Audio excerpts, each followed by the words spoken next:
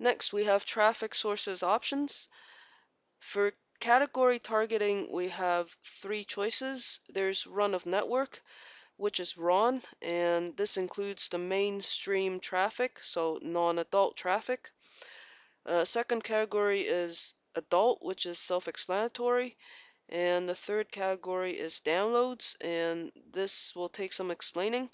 What this is for is the shadier type of download offers. For example, Flash or Java update type download offers. So if you're running that type of offers, it would be wise to just select the downloads category, because a number of publishers do not want for these shadier ads to be run on their website, so they have opted to not include this type of ads. So if you do run shadier ads of this kind and you choose run of network, then you risk getting your ad rejected, basically. Note that the normal app install type offers are fine. So if you have apps that can be downloaded from the Play Store or iTunes, then those will be fine to run on run of network. You don't have to choose the downloads category. Those aren't shady. Okay, next we have sub-ID targeting. You can include or exclude placements.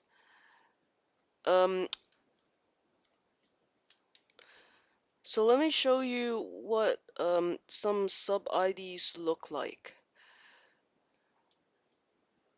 So here's one of my www.Promoter campaigns, and if I drill down to sub-ID,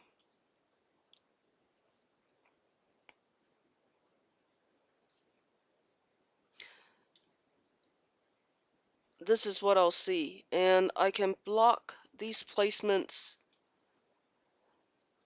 from here. I can exclude them, or I can build a whitelist by including the well-converting ones here. And as usual, when you put in a value, you have to click on the plus sign for it to register.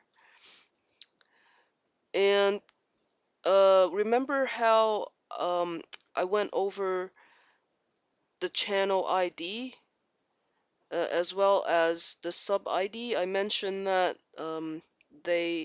these two tokens are associated with placements, and I recommended for you to include them in your tracking. The difference between them is kind of like if you run on ZeroPark, you'll notice that they've recently introduced an option to target by sources as well as the original targets. And what sources are, as far as I understand, they are, for example, traffic from ZeroPark or AdCache, and the sub-IDs are the targets within those channels, so or sources, same thing, channels, sources. So if you compare the values between the two tokens, sub-IDs, some of those will have the channel ID followed by a colon, followed by the actual target ID. So for example, 9989, this is a channel ID, and then 56101 would be the target ID. So that's what a typical sub ID would look like. So if you remember this channel ID here, 9989,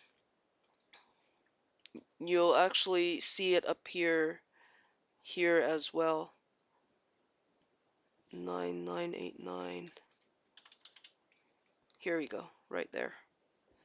So if you see that a channel ID is doing really badly, and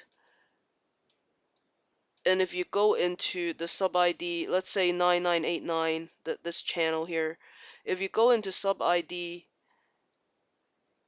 and you sort here by the sub ID, and you only look for the targets from 9989, this channel ID here. Oh, there's not a lot of them. But if you see that the targets are performing consistently bad, then you might want to blacklist the entire channel ID. So 9989 you can exclude like that. Actually, 9989 is one of the good channels um, based on my stats. But yeah, so hopefully I've demonstrated or illustrated the relationship between channel IDs and sub IDs. So if you want to target by the source or sub IDs, you can just include or exclude them here. If you want to fine tune things, you might want to include or exclude by sub IDs instead of channel IDs. So it's entirely up to you and your placement cutting strategy. And I'm not quite sure what block domains are, so I'm just going to ignore this for now and click next.